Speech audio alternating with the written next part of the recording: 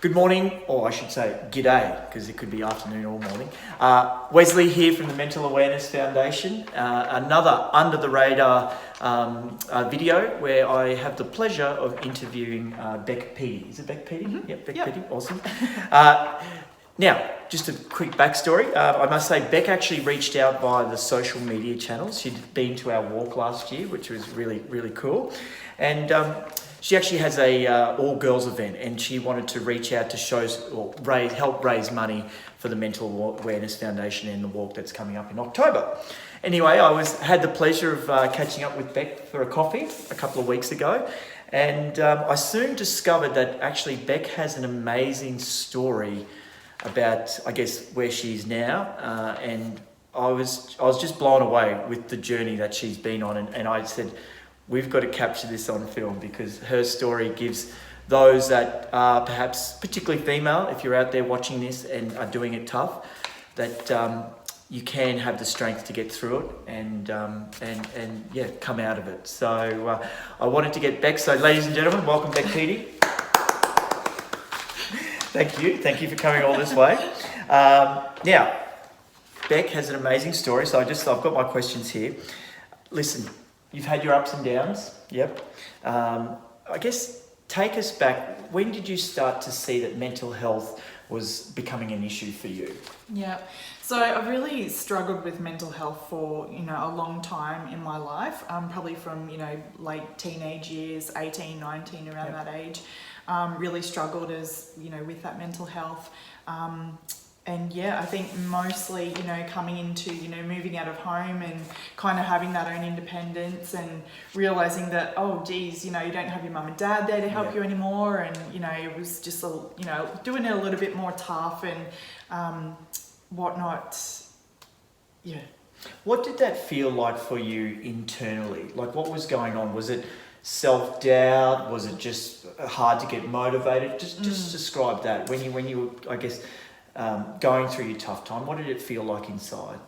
Definitely a lot of tension, a lot of find myself really tensing up and even find myself clenching my teeth and a lot of internal noises in my head, and just you'd talk to yourself in your head and you'd say negative things, and just that back chatter in your head. I think the self-doubt. Definitely.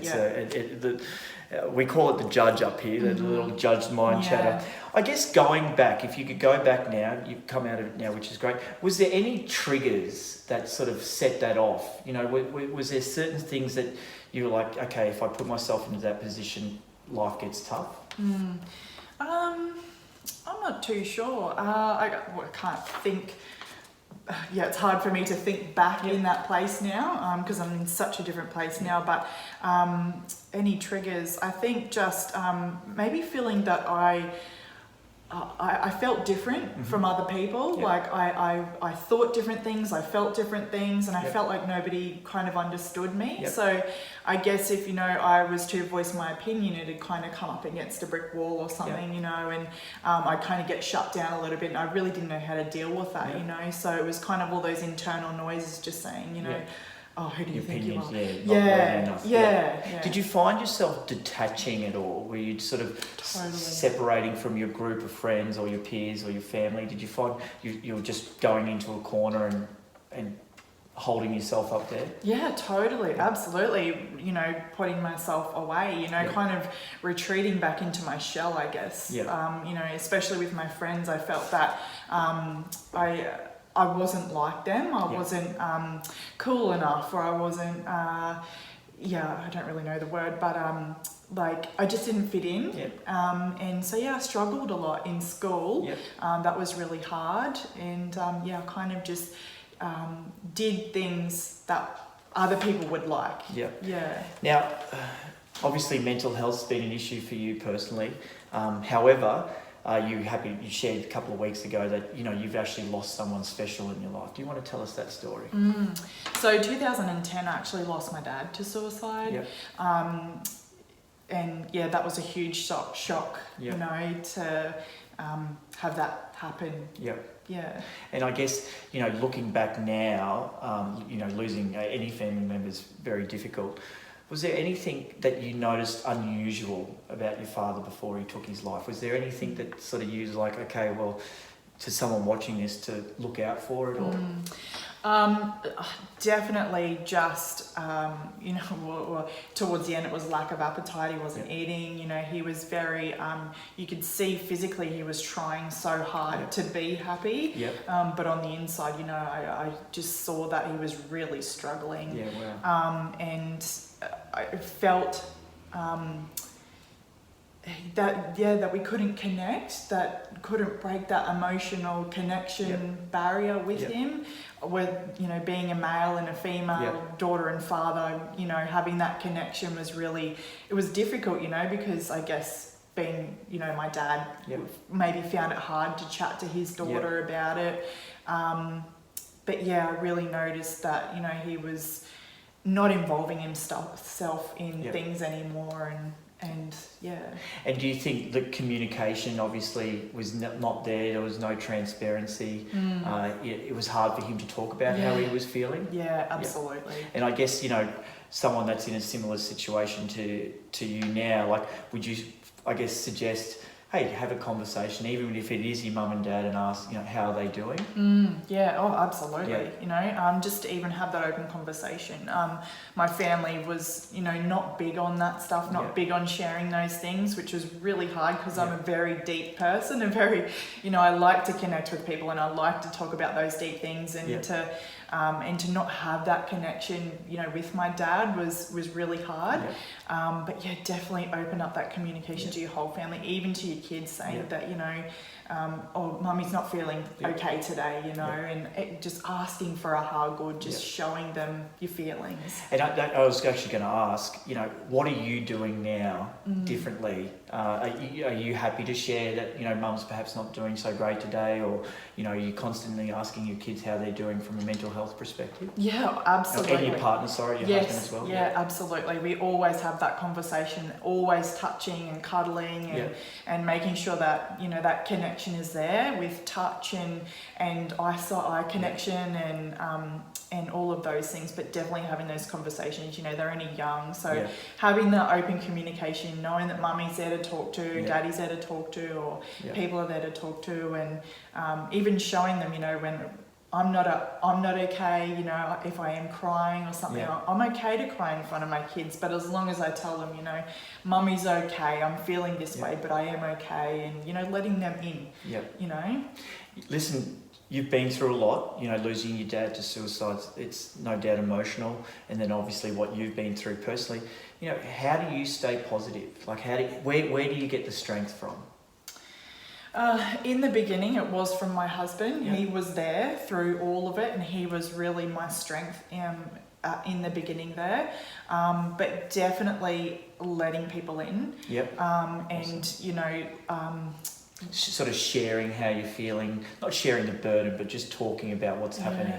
Yeah, just talking about it, and just finding that person that kind of connects with you as well, because I feel it's really important to connect with someone that does kind of sit down and want to have a chat with you, rather than telling somebody that doesn't quite get it. And maybe just finding that person or that community, or and shout out to all the husbands and wives that are, because that's what a relationship's about communicating and talking. And you just bring up a great topic, talking to someone that you feel safe with. Because yes, there are people and not every person's the right person. They could be a friend, but they might be not the right person to open up about. But just knowing who that person is, and thank you for bringing that up. When we met a couple of weeks ago, when you were going through your mental health struggles, you talked about losing your independence. Are you happy to share that story? Because, you're a mum, you've got a lot going on. Let's talk about that, losing that independence. So after I had kids, I really lost that. I was a stay-at-home mum. Before that, I was working full-time. So going from working full-time to having children to being a stay-at-home mum, and just really kind of isolating myself a lot, because I just, at that point in time, none of my friends had children, and it was like I didn't have anyone to relate relate to. So I kind of just stayed at home a lot. I didn't go to any mums groups or socialise like that. So it was really, I did do that to myself. I did isolate myself. Sounds like detaching again. Yeah. But detaching when you got 2 kids. I know. It's difficult. And not good. I guess, but you've obviously changed. When did you? Well, what was it that made you want to change, and how did you focus on that? I think I just got myself to, after the birth of my daughter, it was my second child, I really felt myself really losing myself to the point where I almost felt like a shell of a person, like I had nothing left to give. And losing my dad and going through the grief that I went through, you know, I didn't want to pass that on to my children, and just, I needed to do something for them, and to find a community and do something for myself. And what, I guess if you look back now, what are some of the things that you are doing for yourself that makes you feel better about yourself? Definitely a lot of, things that, are really valuable to me, like traveling's really valuable to me, spending time with, quality time with family is really important to me. So making sure I make time for those things, and my health as well. So making time for myself to go to the gym or go for a walk or, doing those things, or involving my family, like going fishing or, things like that. And that's also, and we at MAF, we encourage, it's do shit that makes you feel good. And it's so true. Just taking it with the Queensland Mental Health, our hashtag is take time, or take time for mental health. And Bec, that's what you've been doing. You've been obviously now seeing what happens when you don't take time for yourself compared to what you do. And just those little things, as you say, go to the gym or spend some quality time with people. They put you in a better mood, and it helps with your mental health. So, but I guess, listen, being a mum of 2, like, how, where do you find that strength? Because, you got the husband, you got the kids, you got your business, which we'll get into, but then, where are you finding that strength? I think that's definitely within myself for sure, doing a lot of work on myself.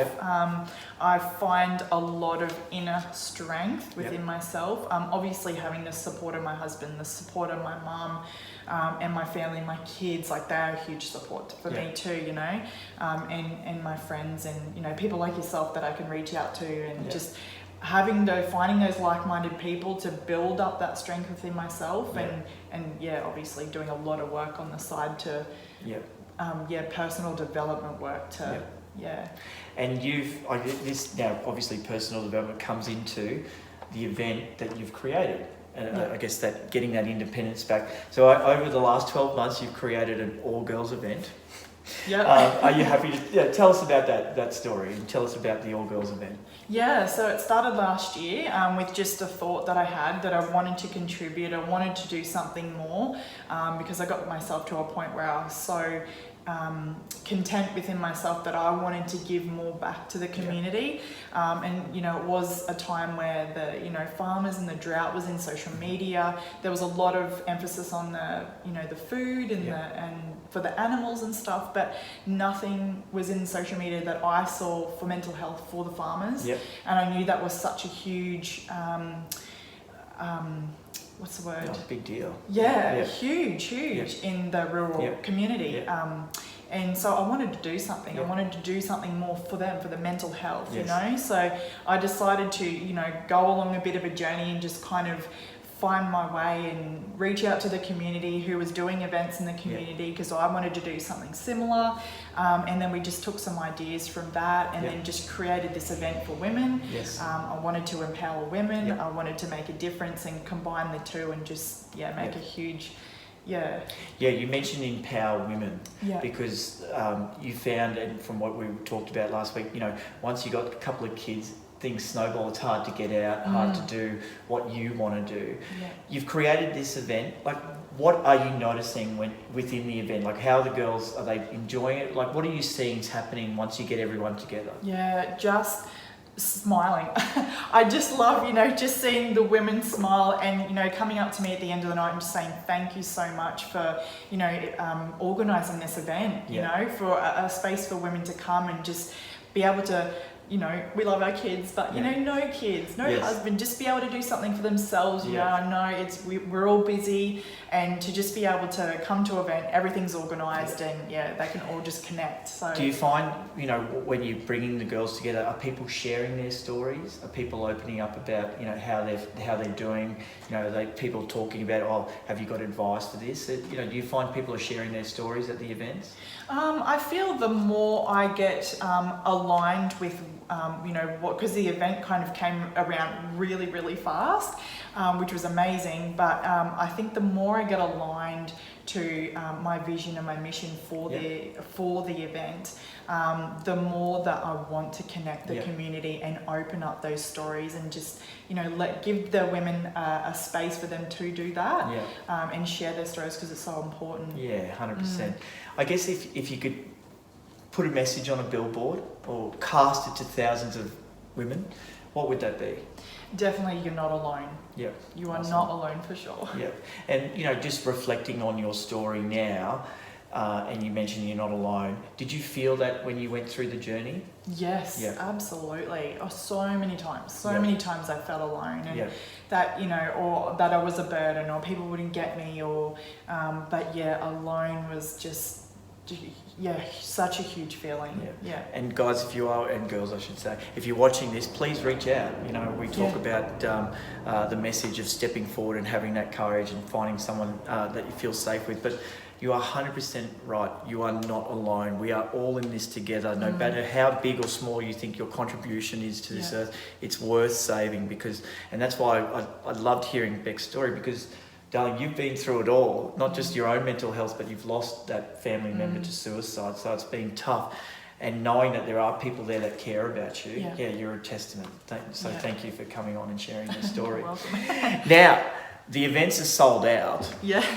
However, where do we find, or where do we hear about the girls' events? What's it called? Girls' Night Out events. Girls' Night Out. Cool. Yeah. And where can they find you, or where can they... Are you on social media? Yeah, on Facebook. Yep, you can head to the Facebook page, Girls Night Out Events, on Instagram as well. But trying to make that a bit more bigger as well. But and a question without notice, but what is the vision? Like, where would you like to see it go?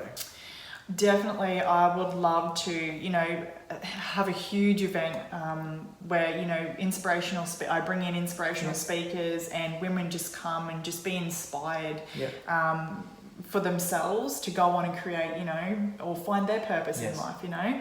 And also workshops as well, just creating those throughout the year as well for women to come along and just be hands-on with things and create a vision for their future. So awesome. Yeah. And one thing is, Bec wanted to create a community. A community where everyone's talking to each other, particularly through the social channels.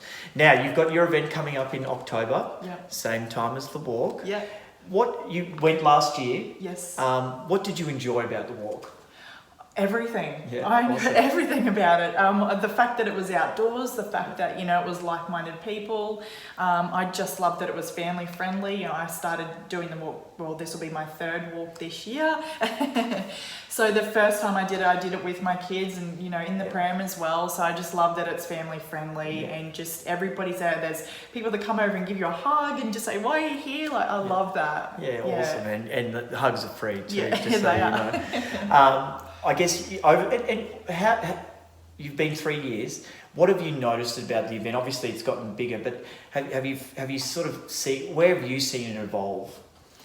I think just more in the sharing the stories. I think, awesome.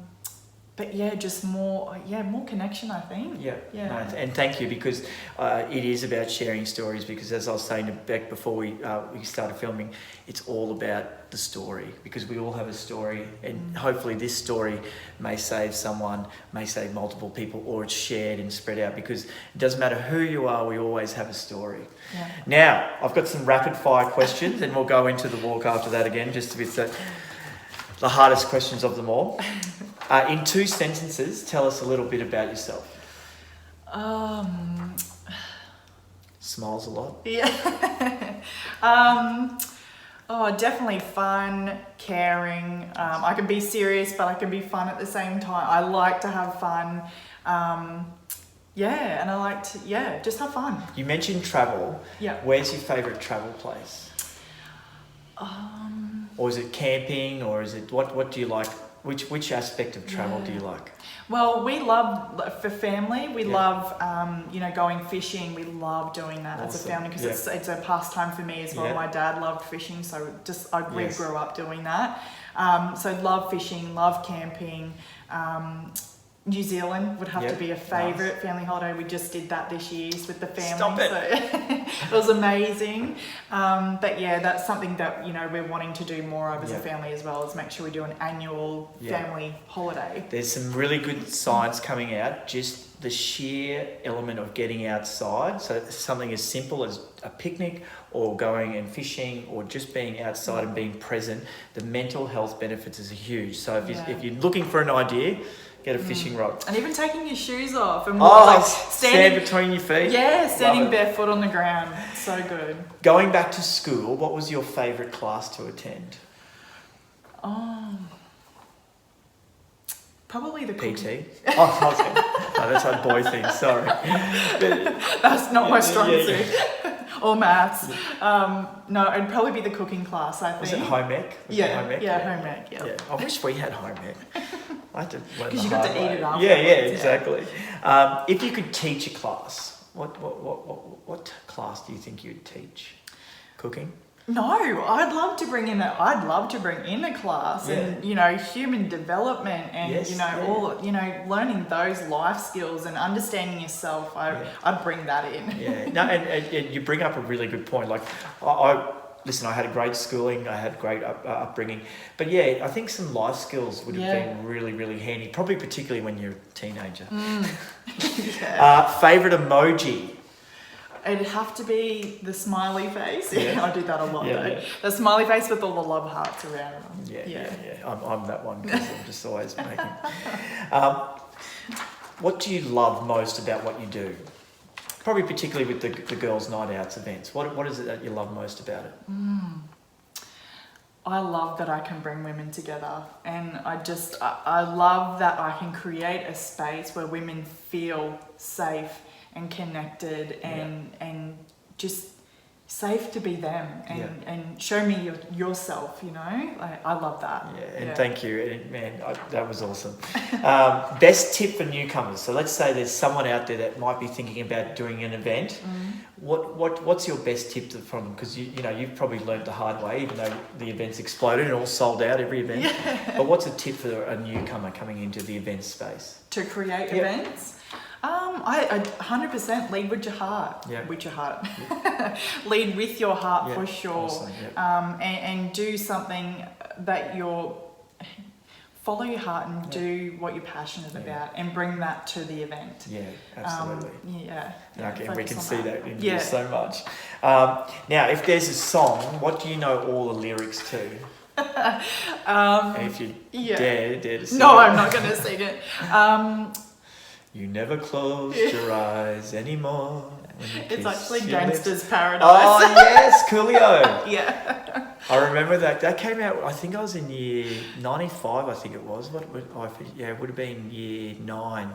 That was like number 1 for like 12 weeks or something, man. That was Coolio. Every time it comes on the radio, Damn, if I could cue it, I'd cue it now. What's your favourite Instagram account? I don't know if I have one. Okay. I'm really bad on social media, to be honest. But do you follow? Is there someone that it doesn't have to be on Instagram? Is there someone that inspires you, or do you have like a hero or something like that? Well, definitely for what I do with the events, 100% you guys. I know. I came last year to the event, and I said to Tudor, I said, I want to do what you do, and he said, you will, and I'm like, yeah, I will. So I just love what you guys do, and just take inspiration from that. So I'll give it $20 after this. No. Okay, so one of the tough questions: mangoes or oranges? That's not tough. It's mangoes. Yes, I'm a mango man. Yeah. Yep. 2 more questions. What makes you happy? What makes me happy? Would have to be spending quality time with my kids and just getting out on the boat and going back to those family places and just being surrounded by family. That makes me really happy. And what are you most proud of? I'd have to say myself. Awesome. Very proud of myself for, you know, where I was, where I've come, and who I can, you know, inspire now with what I do, from, you know, having the courage and building that up within myself. And I'm very proud of myself. And I am too, Bec. Thank you. Like when we met a couple of weeks ago, I couldn't help but delve a bit deeper. Like she's like, oh, I want to do this event. I want to raise money. I'm like, whoa, slow down.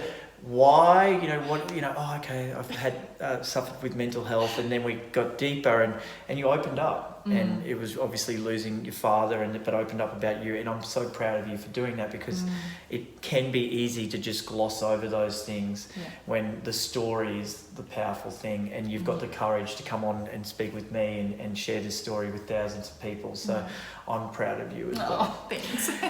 Are you coming to the walk? Yeah, 100%. Already got tickets. Yes. Well, what's the date? It's the 26th. Actually, at the end of the month, the ticket price goes from $25 to $30. Ooh, massive jump. But anyway, if you are price conscious, please get on board, because you do get a hat, t-shirt and a bag. However, Sunday the 6th of October, I had to think about that one, 2019, Captain Burke Park under the Story Bridge. Bec's going to be there. I reckon she might even be up the front. And if you see her, give her a big hug, give her a big smile, and most of all, say thanks. Thanks for sharing your story and coming, because, this story is going to help others. And if you are watching this, please like, share or comment. It's all about mental health awareness. It's all about spreading that message that you are not alone. It is important that you hang around as much as possible, because we love you, don't we? Yes. Awesome. Cool. Sunday the 6th of October. Thank you, darling. Thank you for coming So on and sharing welcome. your story. She was nervous, but now she's like all smiles. I'm ready for this now. Ready for this. We'll see you there. Registrations, walkforawareness.org.au.